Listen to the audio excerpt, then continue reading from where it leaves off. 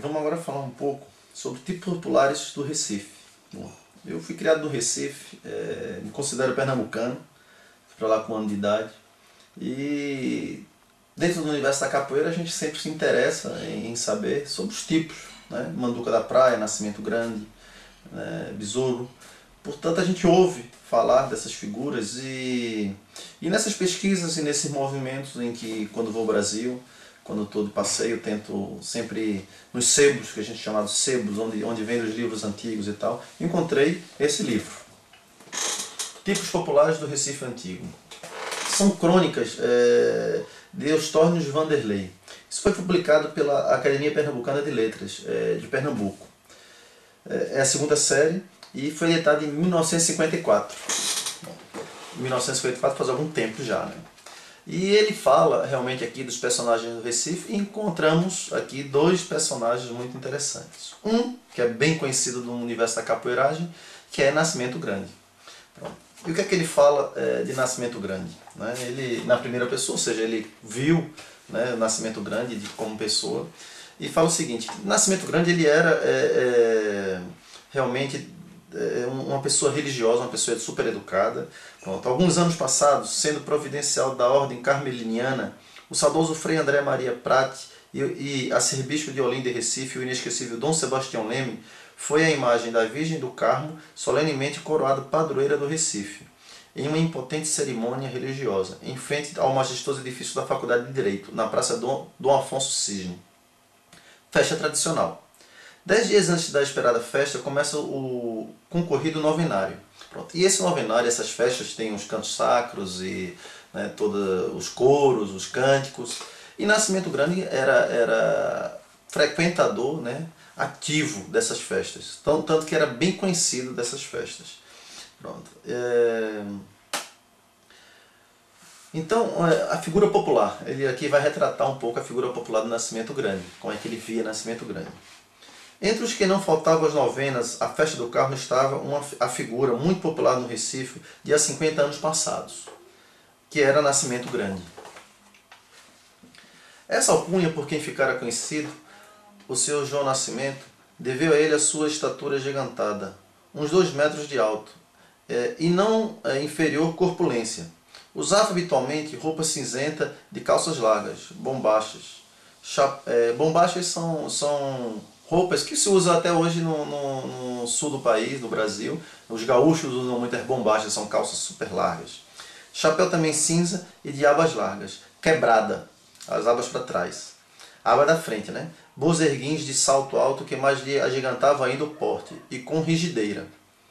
Ringideira é o que se conseguia pondo um pouco de gás, ou seja, querosene, né, entre a sola do sapato, fazendo com que o calçado rangisse se ao mudar o passo, o que era um sinal de elegância masculina entre os populares, quando não fosse o início do desassombro. Ou seja, ele colocava uma espécie de óleo, que a gente chama de querosene no Brasil, em Recife, pronto. E quando andava, aquilo ia rangendo, ia fazendo barulho no chão, que era sinal de elegância e desassombro, ou seja, fazia com que as pessoas notassem, sinal que ele tinha firmeza no passo, né? Realmente Nascimento Grande era um daqueles que não levavam desaforo para casa. Embora fosse um homem do trabalho e respeitador, jamais provocando quem quer que fosse para medir força com ele. Apenas não enjeitava uma parada, se era provocado. Dizia que dava tudo para não entrar no barulho, mas quando entrava era capaz de dar também tudo e mais alguma coisa para não sair. Tinha consciência da sua força física e enfrentava sem temor às vezes 3, 4 ou mais adversários, branindo sua pesada bengala de volta, que alguns garantiam ser de ferro e não de madeira.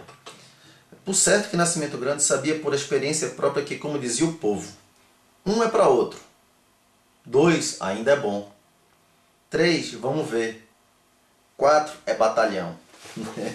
Além da força muscular que era adotado, Nascimento Grande tinha muita agilidade, conhecendo bem o jogo nacional da capoeiragem. Aqui entra o capoeira Nascimento Grande, né? Com os golpes de ataque e fintas de defesa, não se deixando jamais alcançar pelo adversário e derrotando em pouco tempo com uma rasteira inesperada, uma cabeçada violenta ou um rabo de arraia irresistível que punha o contentor fora de combate. Bom, os mais íntimos afirmam que ele trazia sempre consigo um breve ou um amuleto pendurado no pescoço, contendo um pedacinho de santo lenho, que o livrava de todo o mal. Dizia que ele tinha o corpo fechado contra faca de ponta, contra bala, que nunca foi ferido, né, em nenhuma luta. Bom, mas aí, pesquisando aqui nesse livro, encontrei uma outra figura, um outro personagem, um outro valentão do Recife, né, em que o autor aqui diz que é João Sabe Tudo. Pronto.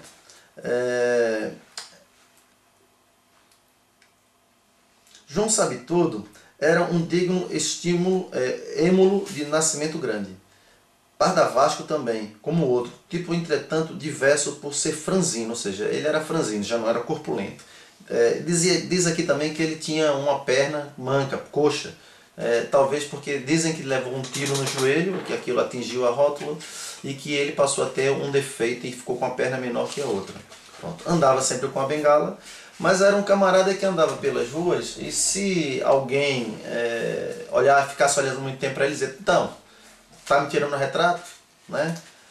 Então dizia, apoiava-se sempre numa bengala no seu claudicante passo.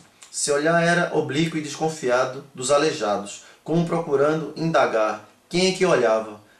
Se estava mangando dele, mangando é uma expressão que a gente usa no Recife, que pô, tá querendo brincar comigo, né, querendo tirar uma graça do defeito físico dele. Então ele perguntava, nunca me viu não? Quer tirar meu retrato? Fotografia? Pronto. Se a pessoa fosse de paz e dissesse, não, desculpe e tal, ele deixava passar. Mas se do lado de lá revidava uma provocação no mesmo tom de desafio, estava armado o conflito. Pronto. João Sabe Tudo tinha um hotel mais ou menos suspeito na Madalena, quase em frente a um antigo sobrado grande. Hotel onde se jogava, se bebia e se dançava machixe.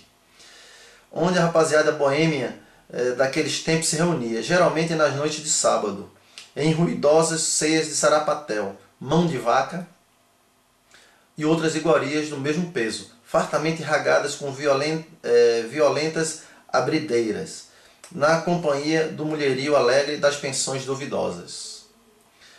Ambiente, né? Isso, ele também tinha um sobrado que dava fundos para a Rua do Cano, onde dançavam e bebiam os que não queriam ir à Madalena. João Sabe Tudo gozava de grande antecedência moral sobre os habituês das suas casas de diversão. Quando eles pretendiam brigar, seu João corajosamente pegava por um braço e punha fora do recinto, dizendo enérgico, vão brigar lá para fora, na rua, seus... e soltava um palavrão. Aqui dentro vocês desmoralizam a casa, e não admito isso. E todos obedeciam, serenando um tumulto. Respeito mútuo. Os encontros constantes entre os dois conhecidos, brabos, como diziam de Nascimento Grande e João Sabe Tudo, foram rareando. Gostei do termo. Porque os dois, conhecendo seu temperamento belicoso, não se temendo nem recuando no terreno da luta, acabaram respeitando-se reciprocamente, evitando choques que degeneraram em duelos de vida e morte. Relata os encontros que tiveram séria longa tarefa. Pronto. Bastando dizer que certa vez, relatar os encontros dizia que era uma grande tarefa, preciso falar os encontros dele todos, mas disse que teve um encontro entre os dois, uma briga entre os dois. Começaram a lutar na Rua Imperial, e entre avanços e negaças, hora de uma, hora de outro, sem que a polícia se animasse em intervir para separar e prender, acabaram a peleja no interior da matriz de São José, na igreja, por interferência do respectivo vigário que intrepidamente os conjurou a que respeitassem a casa de Deus, o que ambos fizeram curvando-se, submissos, ante a palavra do sacerdote. Ou seja, precisou o padre dizer, meus amigos, vocês estão na casa de Deus, vamos acabar com essa briga aqui agora? E foi aí que os dois acabaram. Então, está aqui o relato entre dois valentões da cidade do Recife, Nascimento Grande, né, e João Sabe Tudo. Obrigado.